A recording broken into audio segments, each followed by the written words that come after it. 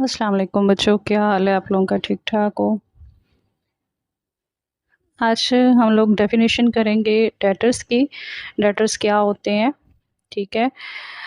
Debtors वो लोग होते हैं जिन्होंने कोई उधार लिया होता है या जिन्होंने कोई उधार पर चीज़ खरीदी होती है, ठीक है? किसी भी बिज़नेसमैन से और उन्होंने पैसे वापस करने होते हैं उस बिज़नेसमैन को या उस बिज़नेस को, तो वो उस बिज़नेस के डेटर्स कहलाते हैं। ठीक है, मकरूज़ होते हैं वो उसके। आप लोगों ने मकरूज़ का वर्ड तो सुना होगा ना?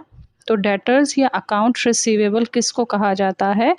Debtors are persons from whom money has to be received. Debtors वो लोग हैं जिनसे रकम रिसीव करनी है इन फ्यूचर, की नहीं है, करनी है। या फिर अ debtor is a person that ओज मनी टू समवन एल्स। या फिर डेटर वो शख्स होता है जिसने किसी का कर्जा देना होता है, ठीक है? जैसे एग्जाम्पल के तौर पे Ali bought goods worth rupees 5000 from Ahmed. Ali ने चीज़ें ख़रीदी हैं 5000 रुपये की अहमद से। अली ने किससे चीज़ें ख़रीदी हैं? अहमद से ख़रीदी हैं। तो अली ने पैसे किसको देने हैं? अहमद को देने हैं। तो जब तक अली अहमद को पैसे नहीं दे देता तब तक अली जो है वो डेटर कहलाएगा, ठीक है? यहाँ पर here Ali is debtor because he has to pay 5000 rupees, क्योंकि उसने क्या करना है? 5000 रुपीज़ पे करना है। नेक्स्ट आपकी डेफिनेशन है क्रेडिटर्स की। अकाउंट्स पेएबल, ठीक है?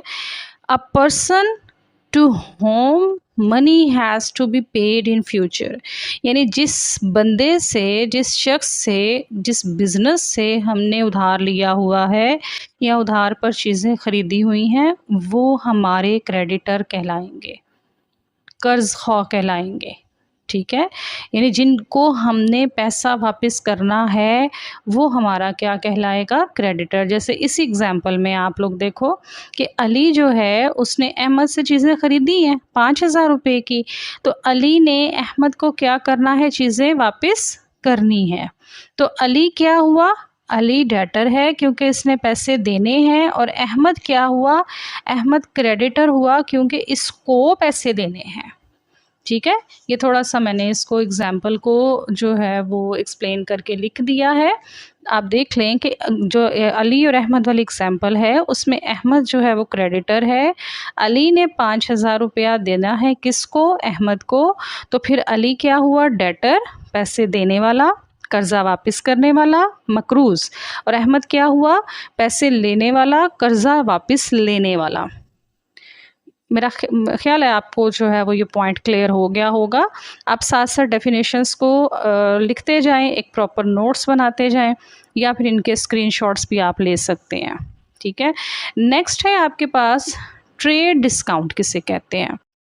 ट्रेड डिस्काउंट जो है, जो भी किसी चीज़ की लिस्टेड प्राइस होती है, लिस्टेड प्राइस होती है जो उस चीज़ के ऊपर लिखी हुई होती है, या मार्केट में उसकी जो प्राइस प्रिवेल कर रही होती है, उसको हम कहते हैं वो जो उसकी लिस्टेड प्राइस है, ठीक है? उस लिस्टेड प्राइस पर जो डिस्काउंट मिलता है उसको हम नाम देते हैं ट्रेड डिस्काउंट का। A trade discount is a reduction in the list price of the goods given by the seller to the buyer. यानी ये रिडक्शन है, कमी है in listed price, list price में, ऑफ गुड्स, चीज़ों की, गिवन बाय सेलर, जो कि बेचने वाला देता है, टू बायर, किसको? खरीदने वाले को।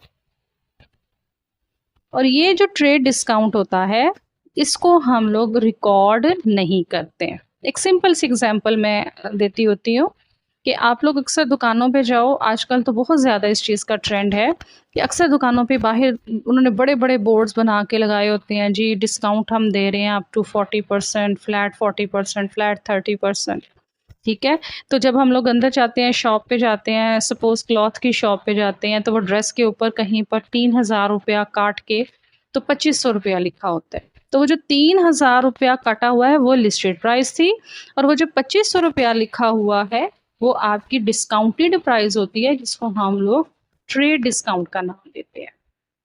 इस एग्जाम्पल क्या लेंगे इसकी, the list price of a table is 10,000। कोई मेज है जिसकी लिस्ट प्राइस जो है वो 10,000 रुपया है। The seller allows a 20% discount. Seller कहता है मैं 20% इस पे आपको क्या देता हूँ, डिस्काउंट देता हूँ, छूट देता हूँ। तो अब क्या है, सो द बायर विल पे 8,000 के वो 20% डिस्काउंट जब हम इसके ऊपर कैलकुलेट कर लेंगे तो वो बनता है 2,000 रुपया। वो कैसे कैलकुलेट करते हैं वो आने वाले लेक्चर्स में आपको समझाऊंगी मैं। 10,000 का 20% लिया जब हम लोगों ने तो हमारे पास 2,000 आ गया। ठीक है, वो 2,000 जब हम इसमें से माइनस कर देते हैं ना तो बाकी हमारे पास बचता है 8,000 रुपया। मतलब अब जो बायर है उसने 10,000 की बजाय कितना पे करना है, 8,000 रुपया पे करना है। तो ये उसका क्या कहलाएगा, ट्रेड डिस्काउंट कहलाएगा या डिस्काउंटेड प्राइस कहलाएगी। ठीक है, एक आपके पास जो डेफिनेशन है वो है कैश डिस्काउंट की। अभी हमने ना दो टर्म्स पढ़ी हैं, एक बाय डेटर पढ़ा है और एक क्रेडिटर पढ़ा है। ठीक है, तो जो डेटर है उसको ना एक टाइम पीरियड दिया जाता है कि तुम इतने अरसे में मुझे पैसे वापस कर दो। ठीक है, कौन देता है, क्रेडिटर उसको कहता है जिसने पैसे वापस लेने होते हैं। तो पैसे वापस लेने वाला पैसे यानी क्रेडिटर जो है वो डेटर को कहता है कि अगर तुम मुझे इस टाइम से पहले पेमेंट कर दोगे तो मैं तुम्हें कुछ डिस्काउंट दे दूंगा। उस डिस्काउंट को हम कैश डिस्काउंट का नाम देते हैं। ठीक है, इस रिडक्शन और अलाउंस की कमी है या ये छूट है गिवन बाय द क्रेडिटर जो कि क्रेडिटर देता है टू डेटर, किसको, डेटर को। If amount is paid before due date, अगर मुकर्ररा वक्त से पहले जो है वो रकम अदा कर दी जाए। एग्जाम्पल देखते हैं इसकी। इनवॉइस प्राइस है 10,000 रुपया, यानी जो पेमेंट करनी है ना वो 10,000 रुपये पे करनी है। ठीक है, कैश डिस्काउंट मिल रहा है उसको 5%। 5% कहा गया कि जी आपको कैश डिस्काउंट दिया जाएगा if paid with in 10 days, कि अगर वो 10,000 रुपया जो है वो 10 दिनों के अंदर अंदर पे कर देते हैं। कौन, डेटर पे कर देता है इसको, क्रेडिटर को। ठीक है, तो if buyer pays within 10 days, अगर जो खरीदार है या जो डेटर है वो 10 दिनों के अंदर पेमेंट कर देता है, he will pay 9,500 instead of 10,000। तो वो क्या करेगा, 10,000 रुपए की बजाय कितना पे करेगा, 9,500, यानी उसको 500 रुपए की छूट मिल रही है। तो ये जो छूट मिल रही है इसको हम कहते हैं, ये हमारा क्या है, कैश डिस्काउंट है।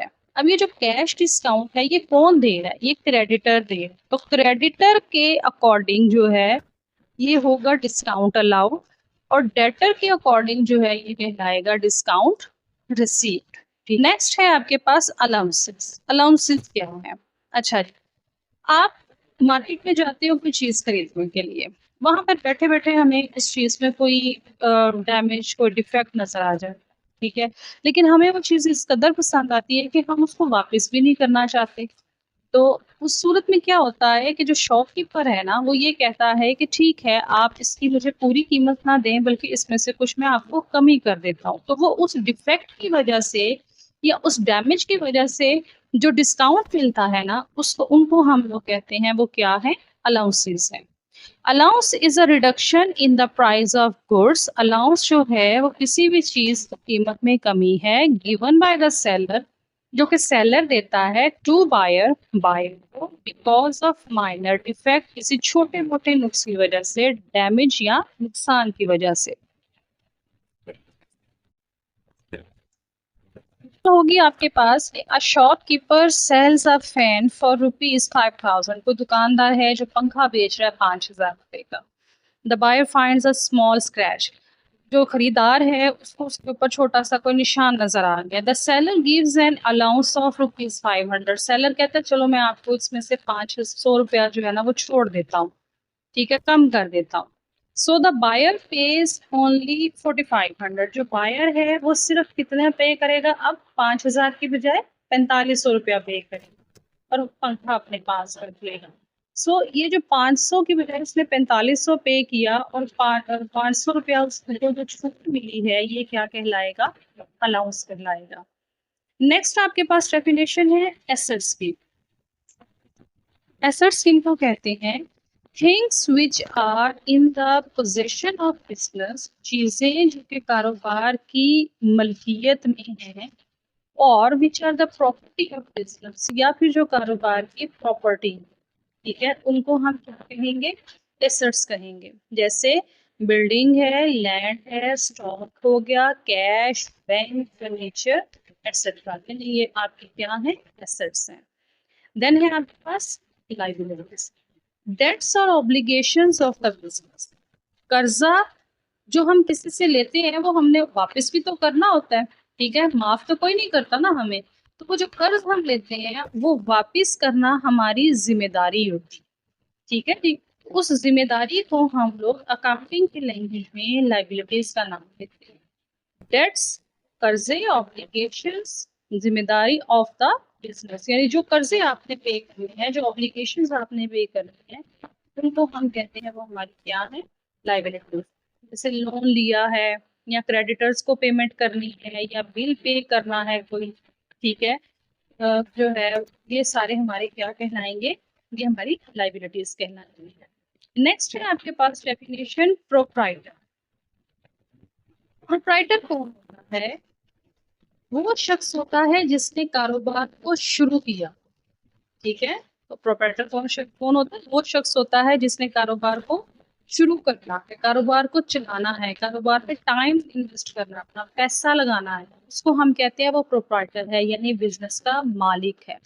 A person who invested capital in the business, वो शख्स जिसने बिजनेस में, कारोबार में सरमाया लगाया है, वो हमारा क्या कहलाएगा, प्रोप्राइटर कहलाएगा।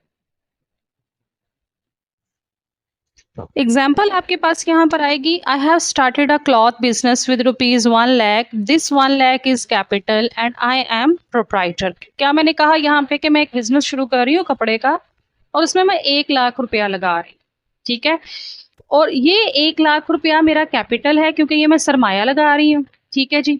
एंड आई एम प्रोप्राइटर, क्योंकि मैं कारोबार शुरू कर रही हूँ तो इसलिए मैं इसकी क्या हूँ, प्रोप्राइटर हूँ, ऑनर हूँ, बिजनेस चलाने वाली, कारोबार करने वाली। नेक्स्ट आपके पास डेफिनेशन है कैपिटल की। कैपिटल क्या होता है, amount with which we started a business, वो रकम जिसके साथ हम अपना कारोबार शुरू करते हैं उसको हम नाम देते हैं कैपिटल का, ठीक है। जैसे इस एग्जाम्पल में मैं किस रकम के साथ अपना कारोबार शुरू कर रही हूँ, 1 लाख रुपए के साथ, तो ये 1 लाख रुपया मेरा क्या होगा, कैपिटल होगा। देन है आपके पास ड्राइंग्स। इसी बिजनेस में से जब मैं अपने जाती इस्तेमाल के लिए कोई रकम निकालूंगी तो वो मेरी क्या कहलाएंगी, ड्राइंग्स कहलाएंगी।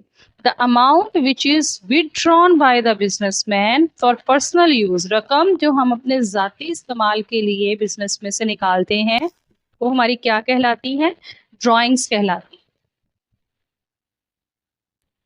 जैसे फर्ज करें कि मैंने बिजनेस में से 2,000 रुपया निकाला है ताकि मैं अपने बच्चे की जो है वो स्कूल फीस पे कर सकूं, तो ये जो बिजनेस में से मैंने अपने जाती इस्तेमाल के लिए 2,000 रुपया निकाला है ना, ये मेरी क्या कहलाएंगी, ड्राइंग्स कहलाएंगी। अगली डेफिनेशन एक्सपेंस। एक्सपेंस मतलब खर्चा, ठीक है। It is the cost of business spends to earn the revenue, ये बिजनेस की कीमत होती है जो हम लोग इसलिए खर्च करते हैं ताकि हम कमा सकें कुछ, और रन इट्स ऑपरेशन, या कारोबार के काम कर सके। फॉर एग्जांपल जो सैलरी पे की जाती है एम्प्लॉयज़ को, जो रेंट दिया जाता है यानी किराया दिया जाता है, जो बिल अदा किए जाते हैं, ये बिजनेस के क्या कहलाएंगे, एक्सपेंसेस कहलाएंगे। देन है आपके पास revenues. It is the total money of the business which a business earns from selling goods और सर्विसेज, यानी वो रकम जो कि कारोबार कमाता है चीजों को बेचने से या फिर सर्विसेज देने से, ठीक है। जैसे है अ शॉप सेल्स क्लॉथ्स वर्थ ₹50,000, एक दुकान ने 50,000 रुपए के कपड़े बेचे हैं इन 1 मंथ, एक महीने में। दिस 50,000 इज रेवेन्यू, ये जो 50,000 रुपया उसने कमाया है ये उसका क्या कहलाएगा, रेवेन्यू कहलाएगा। आई होप आप लोगों को डेफिनेशंस की और एग्जांपल्स की समझ आई होगी, ठीक है। आप लोगों ने कमेंट करके मुझे ज़रूर बताना है कि आपको आज का लेक्चर कैसा लगा है, आपको समझ आ रही है या नहीं आ रही है। और वीडियो को लाइक और शेयर ज़रूर कीजिएगा, और जिन बच्चों ने अभी तक जो है वो चैनल सब्सक्राइब नहीं किया, वो चैनल सब्सक्राइब भी कर लें ताकि उनको आने वाला हर लेक्चर जो है वो मिलता रहे। जी, अल्लाह हाफ़िज़।